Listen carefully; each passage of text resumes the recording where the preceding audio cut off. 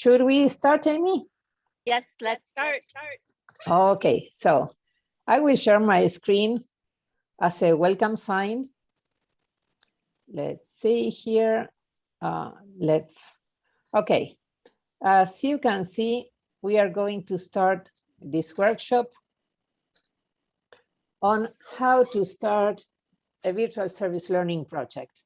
I have two wonderful teammates, Amy Mowers, the NYLC from the United States, and Catherine Nordyke from the Missouri State University.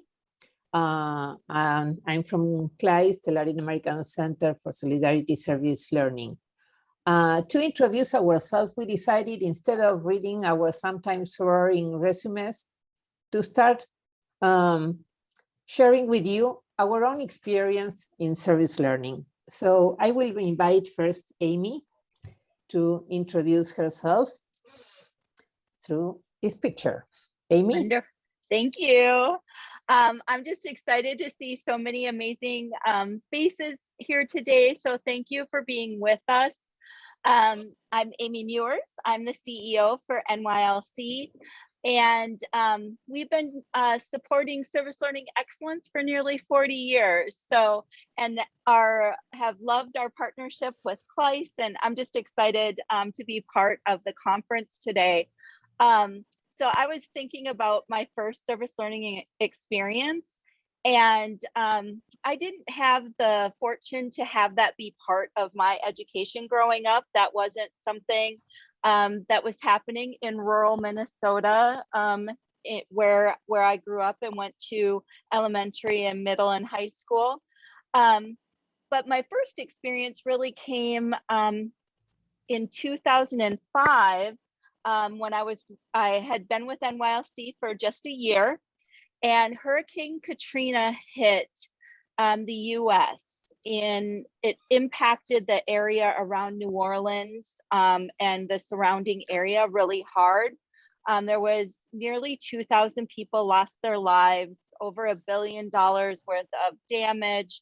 It was a horrific event that really, it impacted families and communities across the area. And there was this amazing science teacher, 8th grade science teacher at Harry Hurst Elementary School, or middle school, excuse me. His name is Barry, and he decided he was going to tackle what was happening because of Hurricane Katrina with his students. And they started studying soil erosion, climate change. They took soil samples, talked about native plant species, and did a walkabout along the Mississippi River in the wetlands near their school. And the students took back the wetlands. So they started cleaning and planting and learning and growing through their service learning experience. They educated the community, engaged partners like NYLC, and today, nearly 20 years later, the entire school district, along with classes across the state, use the newly named Wetland Watchers Park as their outdoor classroom. I absolutely love visiting this school, meeting the students, seeing the alligators in the wild. You know, Minnesota, we don't have alligators up here. So it was, quite an adventure to walk along the pathways that the students had created and to see what they've done.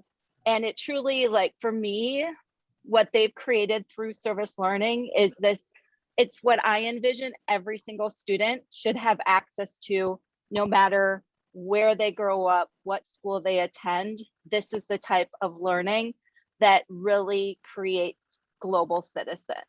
So that's my service learning introduction.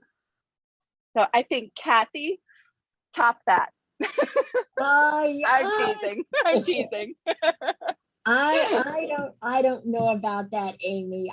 This is awesome. So a little history. I taught in higher ed, vocational education, and worked in the healthcare arena for a number of years before moving into higher education at Missouri State University.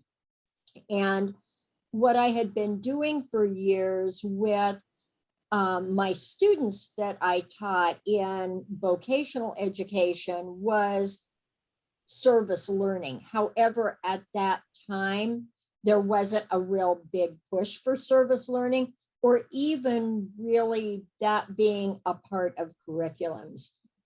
It was out there, but it was certainly in its very beginning stages.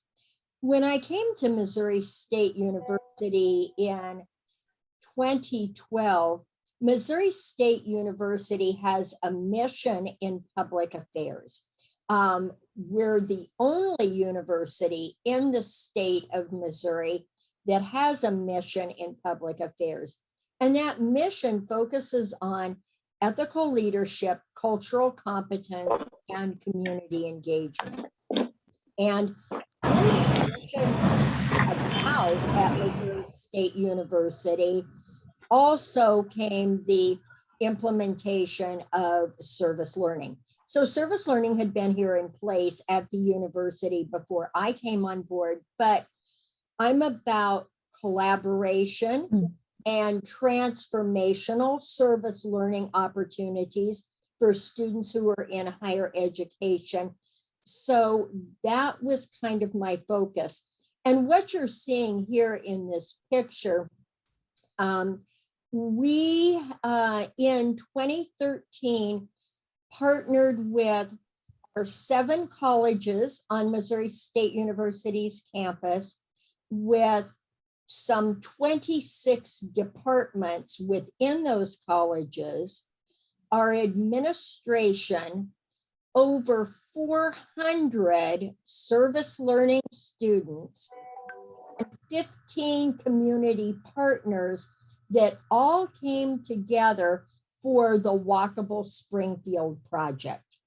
And what the Walkable Springfield project was our students assessing and evaluating the streets and neighborhoods in 12 neighborhoods throughout Springfield, Missouri, street by street, to determine if people had access to bus stops, if they had access to food, if they were food insecure communities, if they had decent housing, if they had access to education, if the streets were even, so an individual with a disability could get down the street in whatever access they needed to have.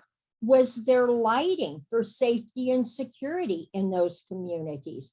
So it was a huge effort, including the Springfield Police Department, the Springfield Greene County Health Department, the Springfield Public School System, which was K through 12, was a part of this, and many other entities. And we really, these students here you're seeing at Missouri State University right at the moment, these 400 students had just come out of a breakfast and intensive training in how to assess and evaluate homes and streets and neighborhoods within communities. And we viewed this as a sea of green coming out of the university into the community to have an impact. And the premise behind this was the data that these 400 students collected was tabulated by the city of Springfield. And then the city of Springfield, along with the other community partner entities, evaluated that data so they could make positive change in communities. So they could erect a bus stop so people didn't have to stand out in the cold or the heat or the rain or the snow when they were trying to catch public transportation, so that neighborhoods could become safe, so that communities had access to food and nutrition. And out of that has come Springfield Community Gardens with some 21 gardens in neighborhoods, bus stops, just a number of different things. So really, not only was this a transformational experience for our students, I remember our students going out into areas in the community and realizing that there were people in 2013 that still had dirt floors in their homes. And they couldn't believe those experiences, and how could they help those people? Or that there was a neighborhood with a lot of children playing around, but there were dirty mattresses and syringes and needles lying on the ground. And these students realizing this was a neighborhood where illegal drugs took place. And how could they work together to change the community, to eradicate improper drug use, things of that nature. So it was not only a transformational experience for our students, but it was transformational for our community as well. And that was kind of the big kickoff to everything that I've done here at the university. Wow, thank you, Kathy. Wonderful experience. Wonderful experience. Well, now it's my turn. Well, you know, service learning is a kind of Tapia family thing, you know. Being Nieves Tapia's sister, I've been, you know, learning from service learning for many years. So when my kids were at school, I won't show who my son is because he will kill me because he's here in this room already. But knowing the impact that service learning could have on the education of the students, I wanted my kids to be able to experience service learning too. So I went to the school and I said, let me help you out with this. And it was very interesting because at the school they had this international baccalaureate program where they had community-based activities that we tried to move to service learning. So in the arts, computer science classes, the students who develop games to entertain children hospitalized in the National Children's Hospital that was quite close to the school, and they will do entertainment activities for any national date. They will prepare the material, design the materials, prepare them, and take them to the hospital to play with the students. This was a small and concrete but meaningful project for all the students who participated there. And it was nice that as time went by, I would meet the students that participated there, and they will still remember that experience. And for me, it was very, very important, not only to share it with my children, but also to learn from the experience within, because sometimes, and you may know that as a teacher, the more you experience things, the better you learn them, and the difficult things to implement this kind of projects. So whenever I talk to a teacher that tell me, you know, it's hard for me to convince the headmasters to promote this kind of services, I can tell, okay, I know, I've been there. So that's something interesting that that I wanted to share with you, the importance to exchange with other colleagues what you go through whenever you try to develop a service learning project. So as you can see, this project is from around 2005. So 15 years came after this project. And this was my small introduction for this workshop. I will go back to this story later. So let's see. So this workshop is devoted to how to start service learning projects, mainly focusing on e-service learning projects. So we made this kind of path for you to revise. Okay, are you already doing service learning? Do you plan to start developing service learning projects? If you are doing service learning, do you work on site, online? You're working on hybrid models, or do you want to explore new alternatives? Do you feel you need to change? So we want to start learning from you. So we will invite you to enter to Slido, and the code is ESL. for e-service learning. If you write those names, you will see some questions. I will stop sharing the screen so we can start seeing your participation. Let's see, can you access the Slido?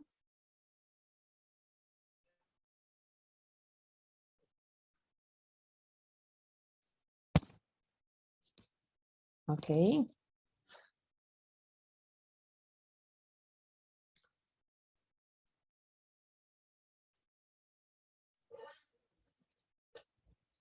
Well, this is great. Let me share the screen. Because 100% of the assistants are already or have already developed service learning projects. So let's go to the next question. If yes, definitely. How did you start your projects? You have some options. If not, you can tell us more.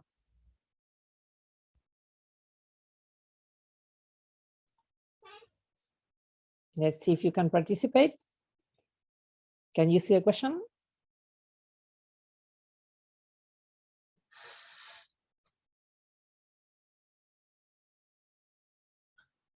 Let's see.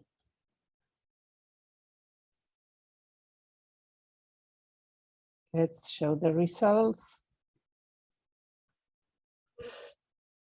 Okay. Well, thanks God for Teachers Initiative.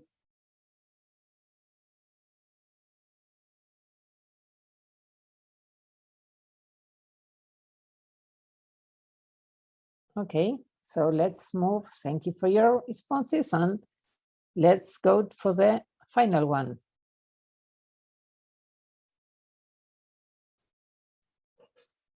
Which was the motivation for you to promote service learning?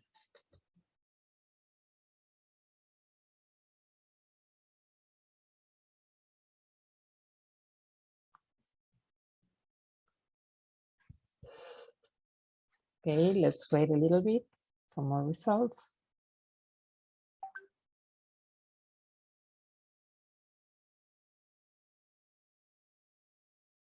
Okay, a mix of all. Yes, there are one or more than one reason to promote service learning, and also to strengthen the links with the community. Let's wait a few minutes for more responses.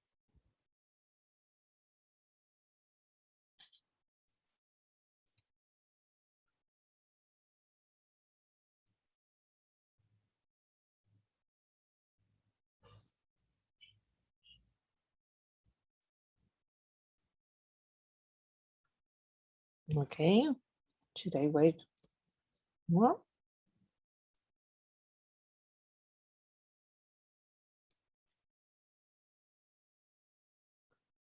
Okay.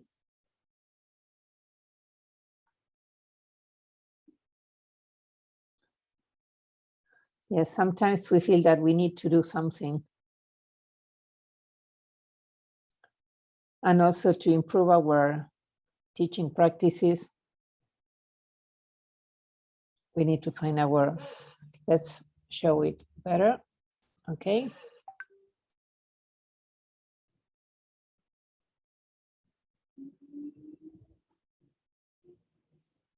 Okay. Should we move on?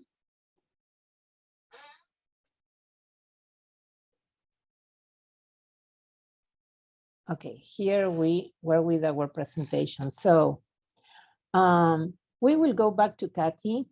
So she will tell us a little more about how she started her service learning project. She already told us something, but let's go back to her experience so we can go back to some other points.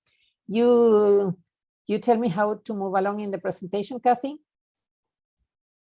Okay, you have the mic off. You need to turn on your mic. Okay, there we go. Sorry about Thank you. everyone. I was fascinated to see and take a look at all of your responses from the questions, because you guys are just doing really good, really amazing things. I think from my experience over the years, that there are some key considerations and strategies that you need to think about before you address a service learning project or even address service learning. And this includes electronic service learning or e-service learning. You know, service learning can be direct, that's that hands-on. We're out in the community doing things like the slide that Amy showed, the work that Maria's students were doing, and the work at Missouri State University with the Walkable Springfield project.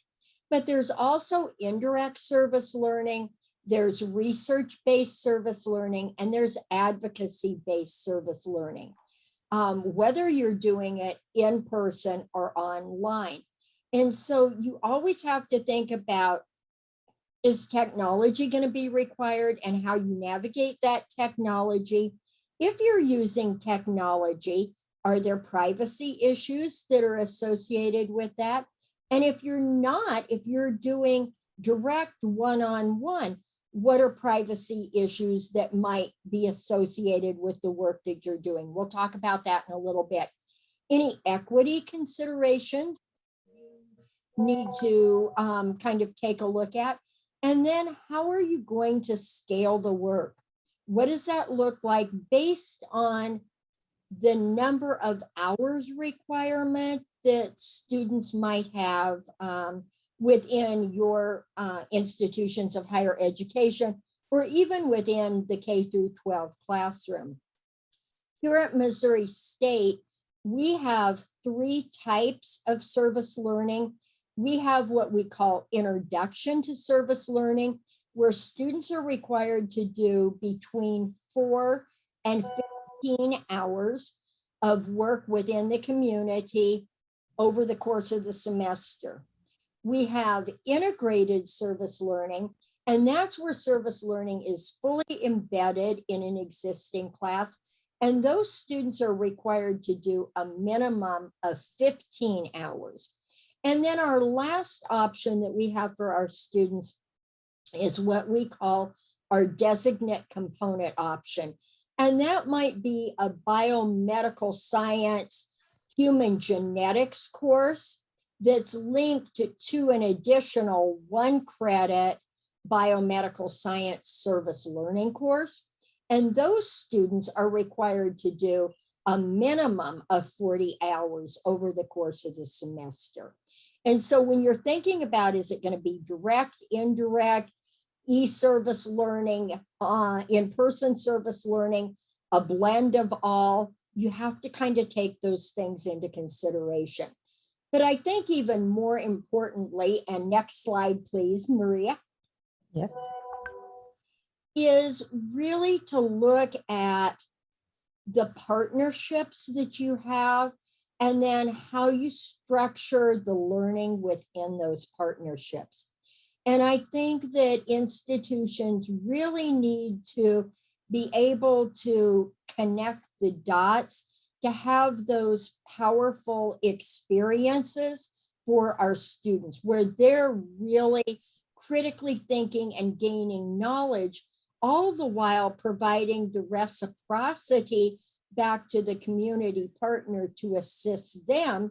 And in turn, that community partner providing reciprocity back to those students so that everyone is engaged in everyone's benefit. So I want to take a look at that. And next slide, Maria, please. So this is what we envision, and this is the model that I use for starting any kind of a service learning project. You know, you have your institution of higher education. You have faculty that may want to use service learning as a teaching pedagogy. You have the students that are enrolled in that class, and then you have your community partners. And each of those 4 areas can operate independently. You can have teachers, but you can have small numbers of students or large numbers of students. The learning takes place in some form. You can have community partners. Community partners and communities will survive. They don't have to have service learning students, but boy, if they do, it can have a huge impact. And you always have your institution, be it higher ed or K through 12. What works well and what we see is having a centralized service learning office, which is what we're fortunate to have at Missouri State University. And that's my role as Director of Service Learning for Missouri State University. So I have buy-in from Missouri State University wanting us to help our faculty and our students move service learning forward. It's embedded in our long-range plan. It's reviewed by the Higher Learning Commission. It's part of our Carnegie classification as a community engaged university. But you kind of have to have that buy-in. If your school or your university doesn't want to do service learning, it makes it very difficult for you as a professor or an instructor to say, hey, I want to use that teaching method in my class. The same thing, if you don't have institutional support for service learning, students are not going to have the opportunity to get that hands-on learning from within the classroom. So you can't even move forward with starting any projects. And then, of course, you have to have community partners. If you don't have someone in the community to partner with, whether you're doing online service learning, in-person service learning, or the type of service learning doesn't happen. And so you have to be able to connect the dots everywhere to be able to move service learning forward. In our office, we're able to do that.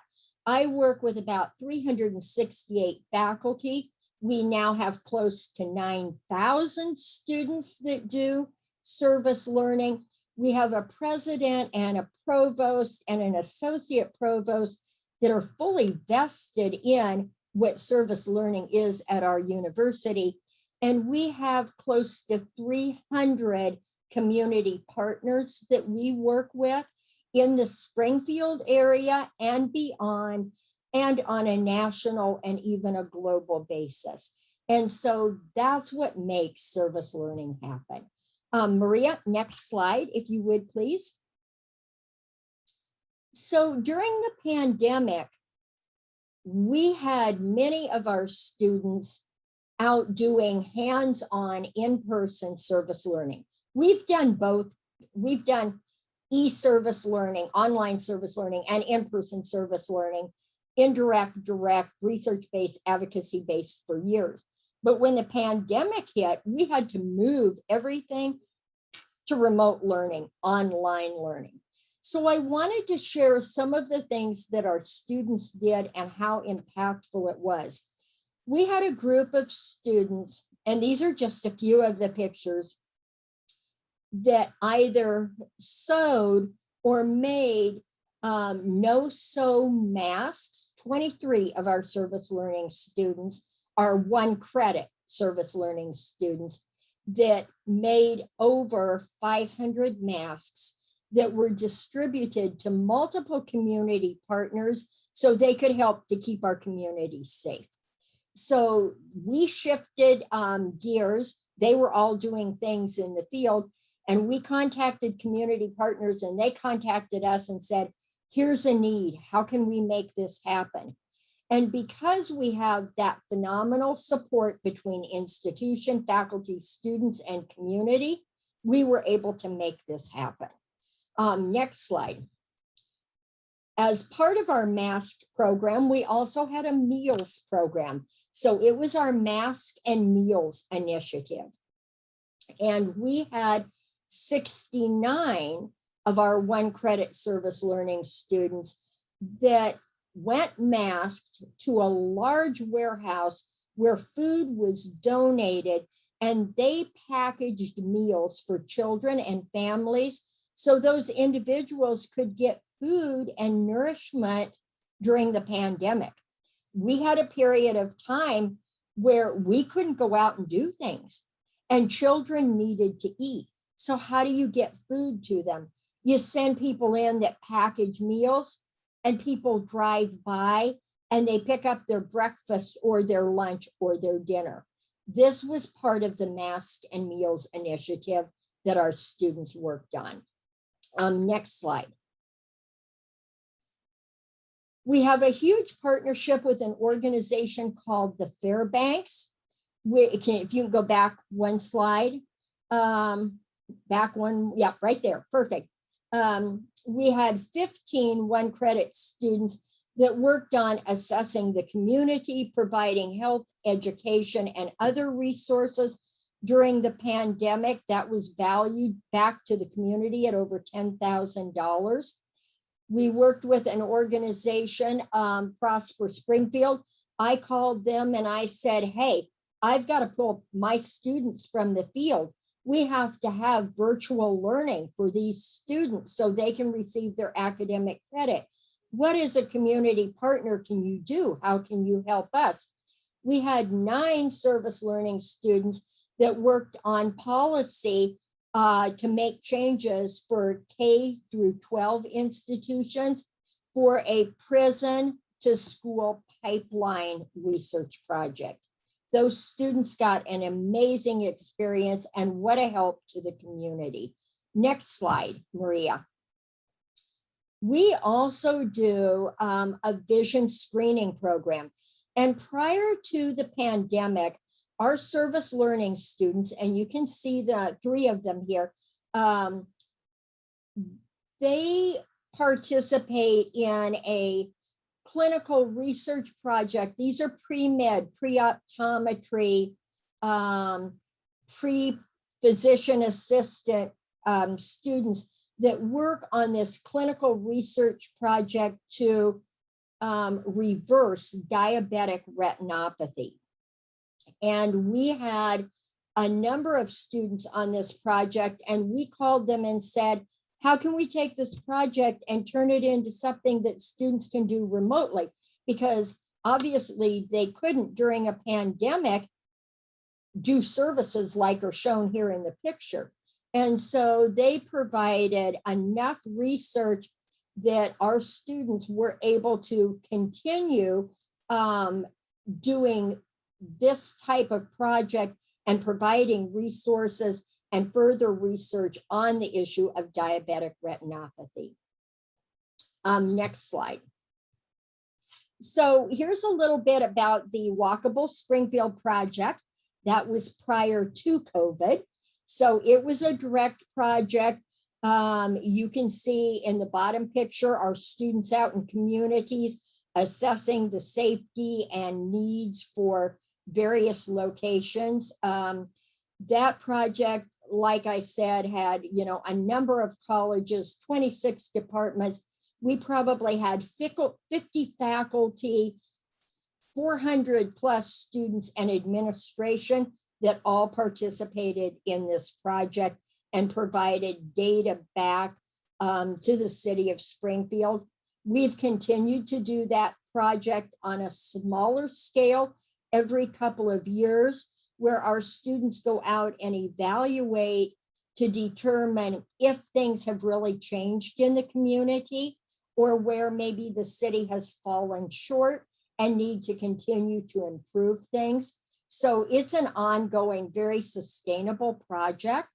Next slide, Maria.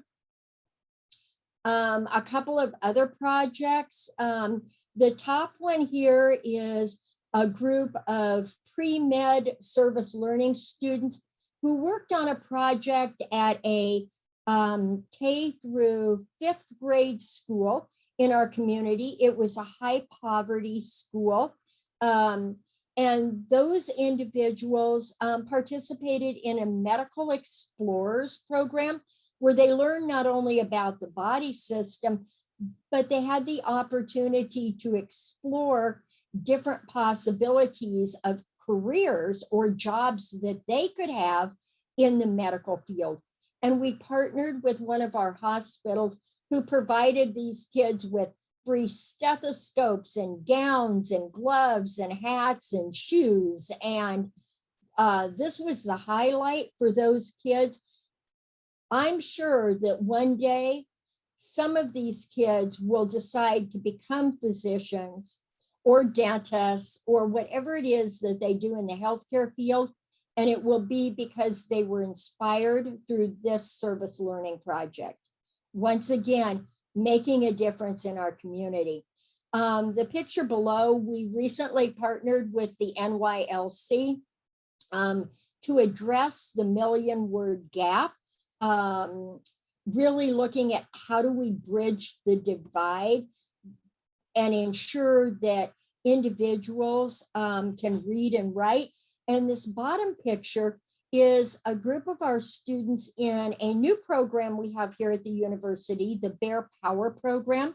These are college students with lots of challenges and disabilities, and they're actually writing books and writing stories to be able to share with children and be able to read those stories to children to help to work to address that million-word gap.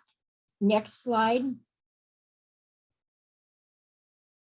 We have a huge partnership with Springfield Community Gardens. Each year we do close to $200,000 in value, close to 7,500 hours that our service learning students are working to, and this is something that came out of that Walkable Springfield project, 21 gardens to ensure that people in those communities don't go hungry and they have access to food and nutrition. And a new partnership that has come out of this is a partnership with one of our hospitals and one of the gardens for a medical garden. It's one of 4 selected nationally to be used as a model around the world for prescribed food as medicine to help reduce chronic disease like diabetes and heart disease and so forth. And so our service learning students are researching the best foods to grow for nutritional value to someone with diabetes, for example, and then they're growing it. The other thing that came, and it's the largest of the 4 gardens, 27 acres.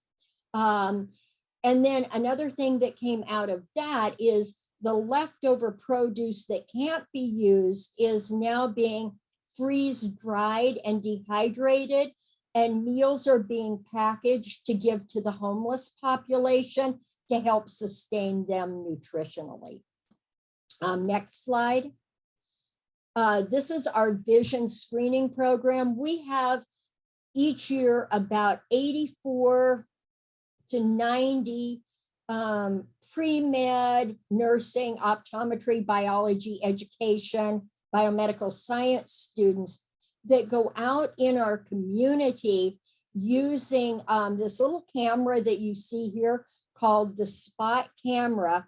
And they use that camera to take an internal picture of the eye, and the results of that shows not only if a child or adult has a vision deficiency like nearsightedness or farsightedness, but also unequal pupil size, astigmatism, other types of vision deficiencies. And then if children or adults are identified with those deficiencies, they're referred to our partner organization, the Vision Rehab Center of the Ozarks, where those individuals, regardless of what their income level is, receive the vision care that they need to be able to get help to be able to see. This program, each year we screen about 15,000 individuals. We refer about 11% of those individuals. That's kind of the national. average. And we have taken this program and we serve the Haitian population at some of the schools with this program as well. We have partner doctors that are here in the States that manufacture and work with the lenses and so forth and send the glasses back so those individuals in the Haitian population can see. This program took a little bit of a backseat during the pandemic. Obviously, we couldn't be out there as much, but we were out there some. We did about 7,000 screenings during the pandemic, and we're back in full force this year. This is by far the largest program that comes out of Missouri State University, and we serve Central and all of Southwest Missouri with this program. Next slide. So yeah, that really is kind of what we do, and it all comes back to connecting those dots.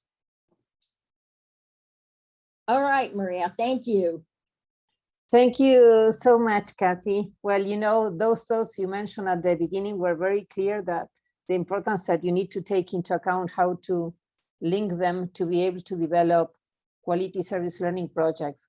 We really appreciate the different experiences that you presented that gave us different ideas on how to start a program or how to modify it within pandemia. So we want to share with you very quickly before we go to a shared activity, the type of service learning that we could identify. Even though this is a graphic that was developed before pandemia to identify the different types of service learning, it has become very popular within this time, trying to reflect on the projects as traditional as the one I showed you before, where both service and learning were developed face-to-face.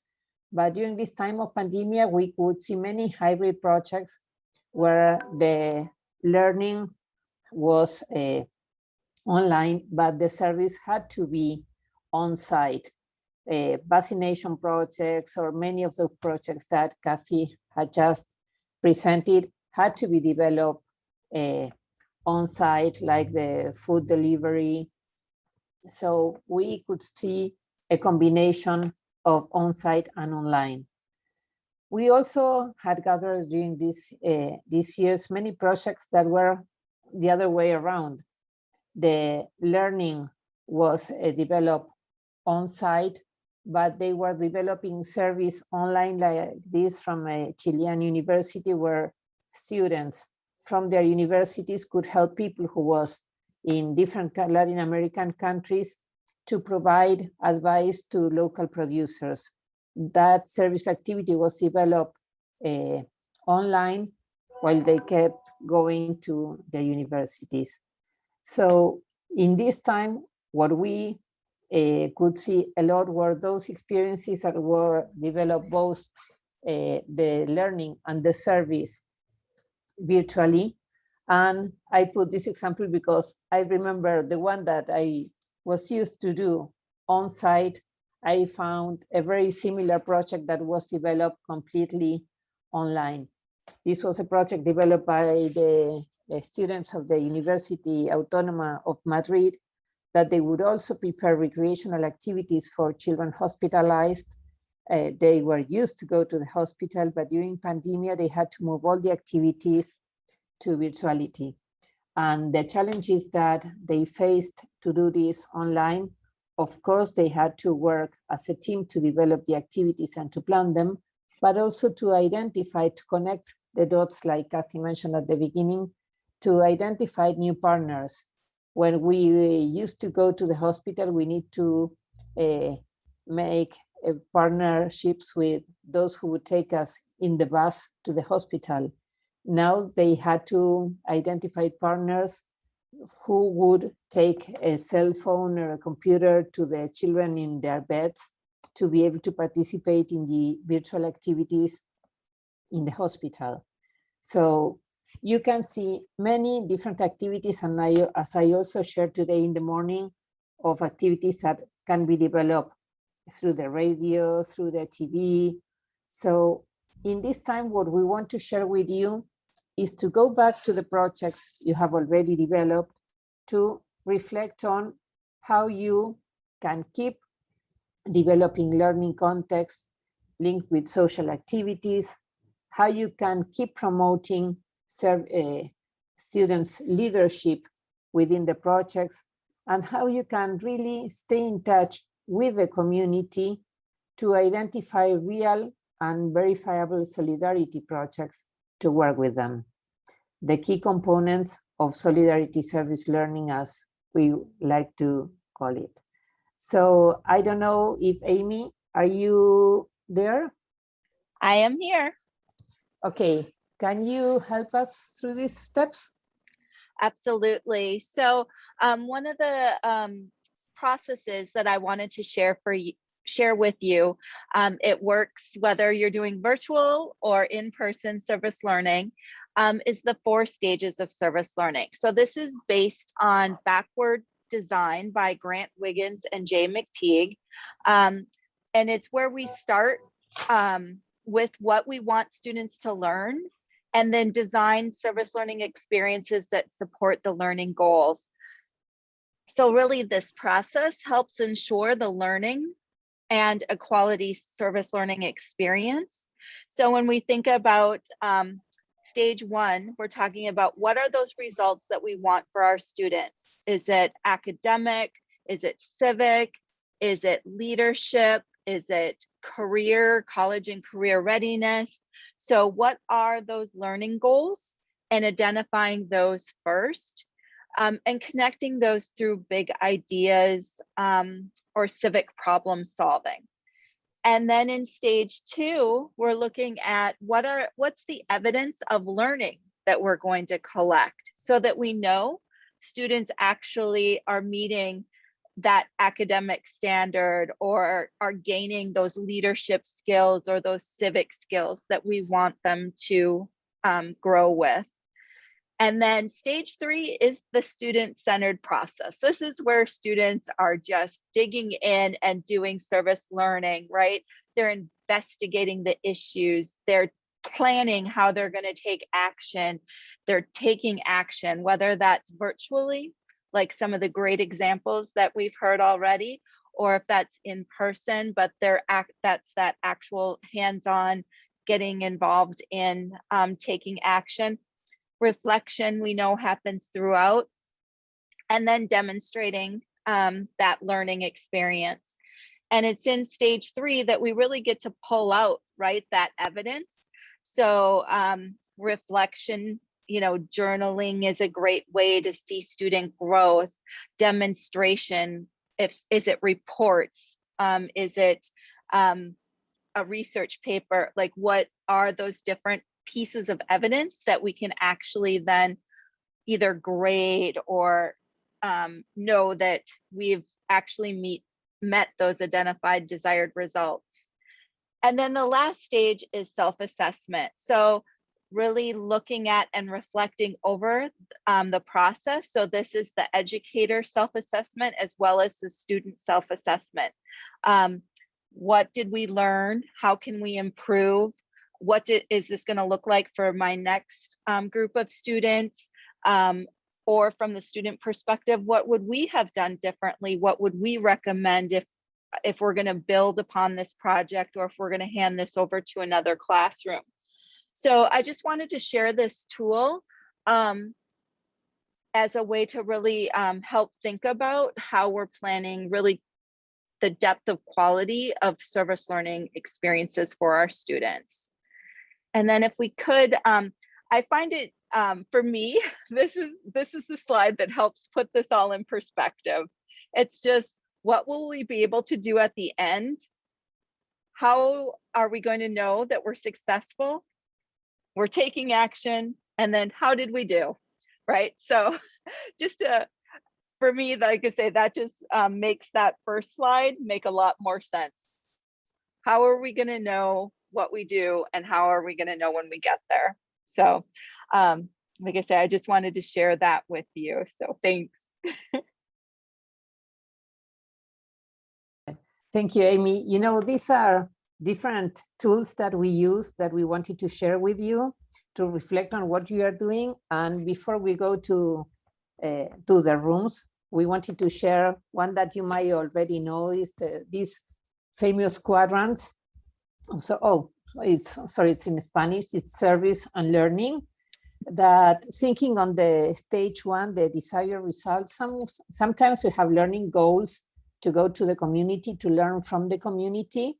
And in this time, it was quite difficult. So we need to learn from the community through the screens, where you can have a very clear learning goal, but it's not linked with a service goal.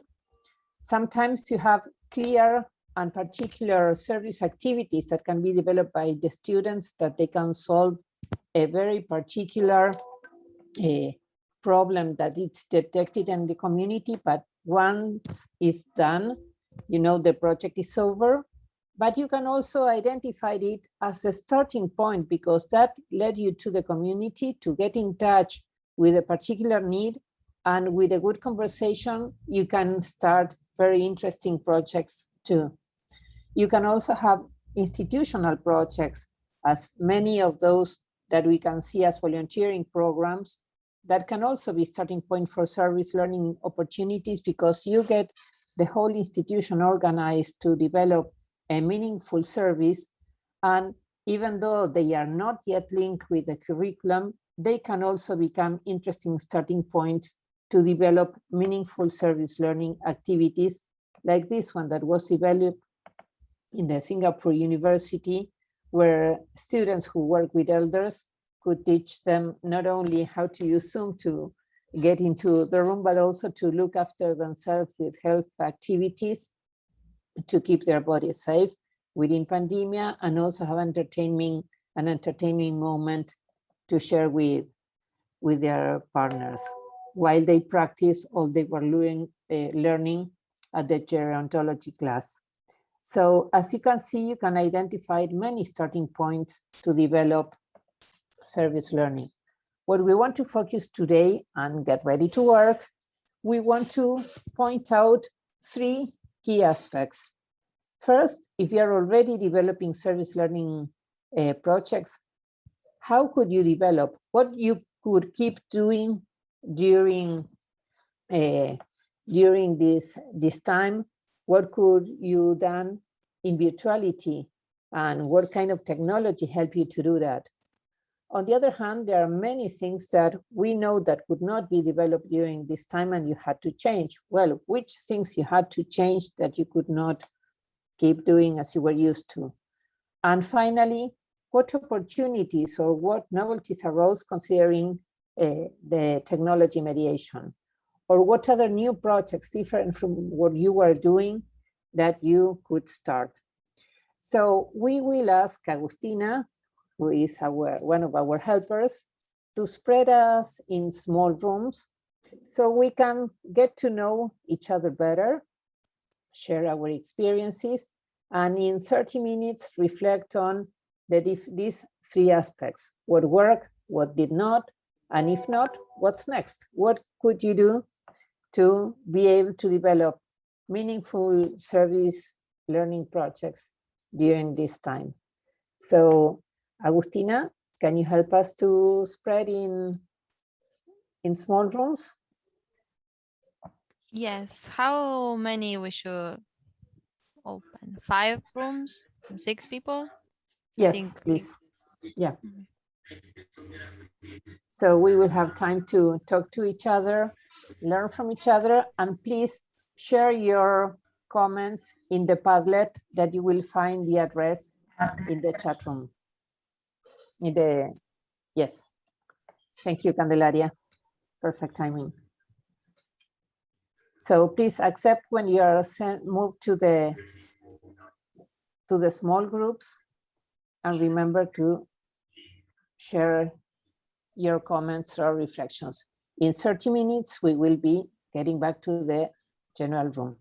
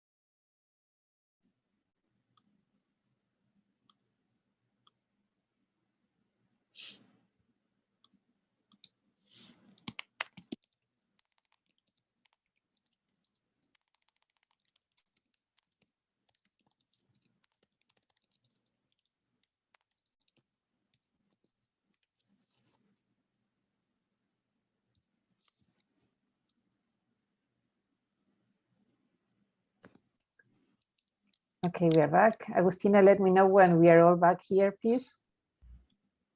Yes, 2 seconds. 1. Okay. think now we are almost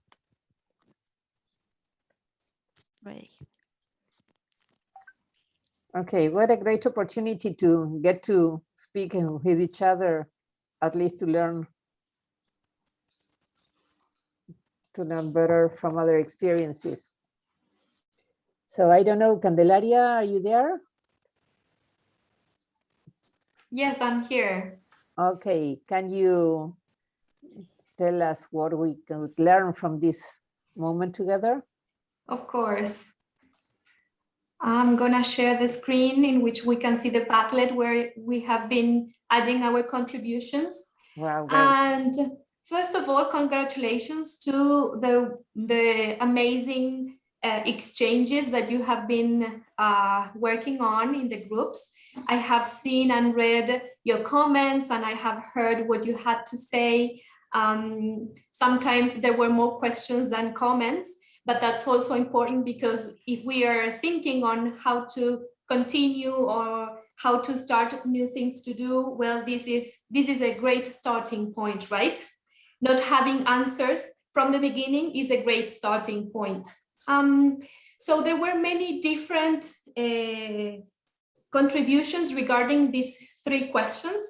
As far as what to keep and what to continue doing in the virtual service learning, we have different kinds of proposals for online activities, such as workshops, such as using social media and team building and everything that is related to communication using the resources available by technology. Then one other very important thing is the opportunity that technology gave us to reach a wider audience and making the community, not only the local community or the community that we know, but the global community. There was another great contribution that I saw in different groups, that is this democratic access to knowledge. So using technology allows us and many others to access knowledge and to improve and deepen this knowledge. So we can take this opportunity and deepen what we are doing in order to focus on that. We also have this motivation of learners, children and youth to work with their communities and the close community. So it's not only working with the ones that are part of the outer community, but also family members and close relatives. This was a great motivation to do virtual service learning.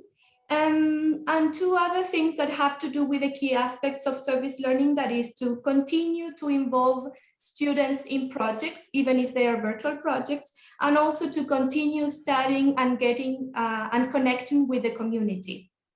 As far as what to change, there was this lack of motivation for virtual participation.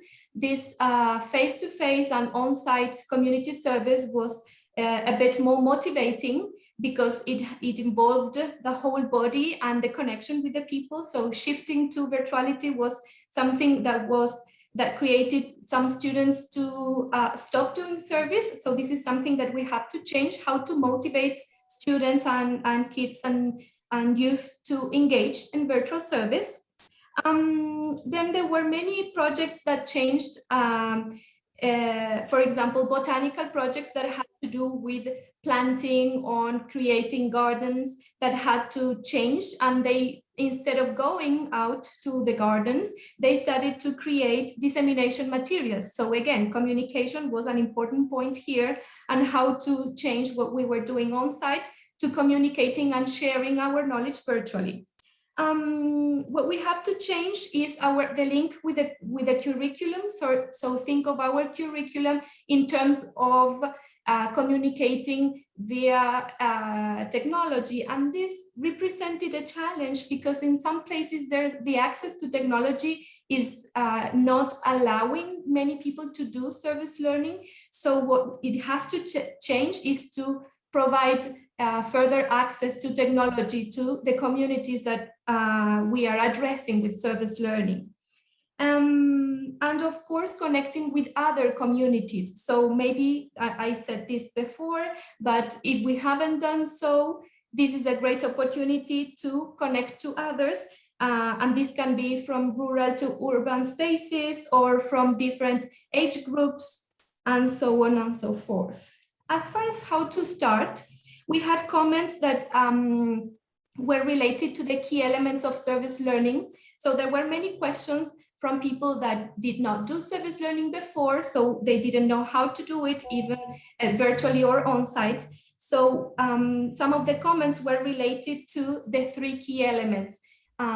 Being sure that the students are the protagonists, connecting what we are doing to the curriculum, and doing a kind of solidarity service, also reflecting on this connection between the service and the learning content. We have ideas to consult the community on what is the service that they need. So this is a great way to start doing diagnosis activities in which it's the students and the community are both deciding what is that they need to be done. Then there were many contributions relating on motivating others, and this can be motivating other colleagues or motivating other people interested in starting these kinds of projects, to train others as well, and also connecting with other institutions and connecting with other community actors that could be interested in starting these kinds of projects. So all in all, we have many different ideas, many reflections on which are the things that we have to continue doing and to put our effort there, which is great because sometimes we could think that it's too hard. The pandemic brought us many challenges, but there are many things that we are doing that are working. So let's continue with that. Let's pay attention to the things that could be more effective, maybe, but by what our colleagues have just shared. And of course, to start new projects and to connect to new people, there are plenty of opportunities. So thank you everyone for your contributions, and I hope that this will be helpful for your future connections and developments with service learning. Well, thank you so much, Candelaria, for your great synthesis that you have just made. So I could go back to the idea of Culcasi connecting dots to keep moving along with our projects. To go through the final part of our workshop, I will go back to the presentation that we prepared with Amy for you, to identify some key aspects for you to take into account when thinking about the next projects you're going to be developed and how technologies can contribute to your project. As many of you already mentioned, they could help you to identify other ways to keep in touch, to produce new products or activities, or to identify also new contexts of intervention, as Candelaria was pointing out recently regarding now we can not only focus on the local community, but we can also reach a wider audience. Or as it happened in our group when Katy was already thinking about connecting people from Kenya or Cameroon to put together students, to join students that are working on similar projects. And of course, to identify new spaces. As you already know, we developed this map when pandemic started. It was a great Candelaria idea too, that we could put this map to identify not only experiences, but also resources to strengthen learning and service. But through the different experiences that we could identify, I think it's key to go back now to Amy to revise these quality standards. Amy? Wonderful. So yeah, as we're thinking about the resources that can strengthen service learning, whether it's virtual or in person, I wanted just to bring forward the standards for quality service learning. These were published in 2008, and they include things like meaningful service, link to curriculum, reflection, diversity, youth voice, partnerships, progress monitoring, and duration intensity. And I would just love for us to think about how we integrate these key concepts into our practice, especially as we're moving into an online digital space. So thinking about the digital tools and the engagement strategies. So feel free to share in the chat examples and ideas of how you continue to bring these elements into your practice as part of your online digital service learning. Maria, if you could go to the next slide. I also just wanted to share this. It's a very simple tool. One of the challenges that we hear often from educators is about engaging younger students, those, you know, kindergarten, first, second, third, fourth graders. And so I just wanted to share this really easy tool that can be used with our younger students. The idea behind it is to think of a theme or a quote, a song, music that is something that they can share what they see, things that they like and don't like, or things that they've heard. So I think one of the things here, so they were talking about friendship in this theme as their theme. And I think my favorite part of this is that the kids identified that other students didn't have friends to play with on the playground. And so they were alone, sitting alone by themselves. And so we moved from this bigger theme, like thinking about hearing their voices around friendship and issues that they saw in their own area around friendship, to where does that happen? How often does it happen? And then what are ideas that we can come up with that will allow us to change that?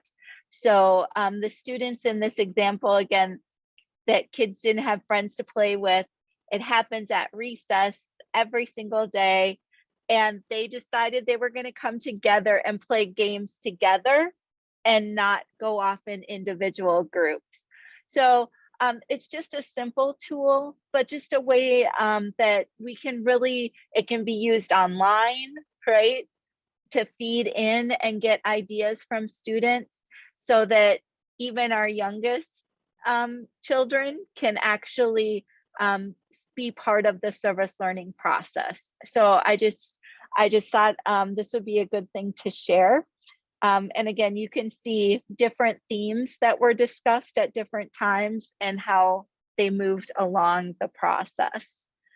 And then in the last, it's not our last slide, but the next tool I wanted to share, it's called the Q Matrix. And some of you may be familiar with this. This is not a new tool. But again, it's a great way, whether in person or online, especially works well online, for students to really develop their writing and answering of questions. So using the words across the top and down the sides, students craft questions that help them design a quality service learning project. So when we use this matrix, students become more aware of their own learning and they develop more responsibly. Responsibility. So they're really thinking through, like, how can I help? Where are we going? Why are we doing this? And it's a great interactive way for young people to be able to really develop a question technique together through team building. So I just wanted to share those additional tools. They're very easy to transfer to an online digital space. And it really helps, again, with our younger students from kindergarten through and up, really. Thank you so much, Amy. Well, when we started preparing this workshop, we really tried to find interesting tools to share with you, and to identify this as an opportunity or a strategy also to promote service learning, to start sharing with your with your colleagues, your ideas, your tools, your experiences, and also to start identifying also the students' voices or their practices, also as an opportunity to start thinking new learning service projects. This is also something that sometimes we need to really change to start improving our confidence to what they can really plan or propose, and take that as also a starting point for their activities with their languages, with their tools, with the new communication that they are using. And that will lead us to really innovate in many other activities that we can use using new tech tools, in some opportunities that we can use to reach a wider audience, or to get another perspective of the community they are, our students, now involved in. So this has some closing ideas. This is just one last project I wanted to share with you to illustrate what I have just mentioned you. Is a project that was developed by students of the Ukrainian Catholic University, that they have developed this map to help war veterans how to access to social services. And when the pandemic started, well, the more they needed to access to this information. And this was an activity that could still be developed by their houses, by the students, to gather information and share it with the virtual community. So there are many ideas that can be developed easily, but we wanted to finish this workshop with the bottom picture of some of our students that sometimes can be isolated, can feel lonely. As we were reflecting today in the morning when we heard the experiences, we said, instead of letting them, feel sad and lonely, as soon as we involve them in meaningful activities, and that they can feel the importance of what they can do for others, many different things will show up for them to feel, connected, and as part of a meaningful community that's trying to get the most of this situation, even though it's a very difficult one. And we are convinced that we, as you can read in the screen, we do not offer a system based on solitude, but on exchange and interlearning. Even at a distance, we are learning with others, among others. Today, we are learning a lot from the experiences. You could share your reflections, your questions, and we want to give this way, to be able to identify our needs, our empty spaces, our loneliness, to convert it in meaningful experiences, to be able to improve our own communities and teaching practices. So, Amy? So we want to continue to learn and grow together. One of the things that we've done is created a backpack where we can share resources to help get started, to continue to grow our processes, as well as to ask questions of each other, because it's important to have this space. So this backpack, it's going to be shared not only during this session, but the session is going to be repeated in Spanish. And so even more resources are going to be collected here. So please share in whatever language you are most comfortable with. This is a global backpack of resources. We've put a few in here that we have at NYLC and from CLAYSS. But please, this is a place to share, again, ideas, resources, questions, so that we can continue to support our young people in service learning, whether it's online or in person. You will also be able to see an empty column still that says questions. So if you still have any question, please feel free to share it in this board. We will leave this board open for you to share your experiences, your resources, and your bibliography and your questions. So we want to give this community learning together and sharing our experiences to improve our practices. Mhm. So we are reaching the end of the workshop. So we would like to open the mic for any of you that would like to share something for the backpack or a reflection about what we have shared so far.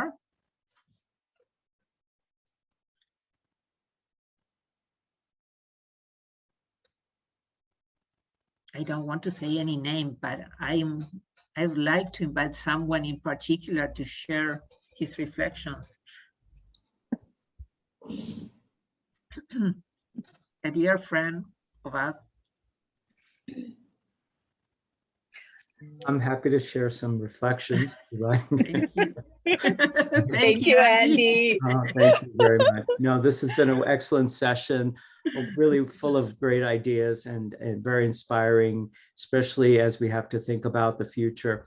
And as we had a wonderful conversation, and Peter was a wonderful facilitator for our session, where we talked about some ideas. And one of the things I had thought about was how we need to continue thinking about how we build on these technologies that have come to the fore that allow us to, we had representatives for 4 continents in our session, and to be able to bring together people from all across the globe to be able to share our work with each other, I think is pretty amazing. And I hope we can continue to use these technologies and these opportunities after the pandemic, because I think there's so much for us to learn, that the work that we do locally has implications for global issues. And being able to know that perhaps what we're doing in our local communities may be making a difference globally, and what we can take from the fact that there are many things we all are sharing in common.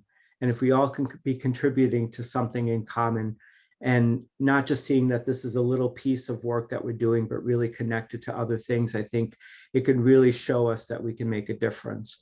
And so I think that that was one of the things I got out of this. And certainly the fact that we're seeing a generation of service learning coming to the fore that continues to grow.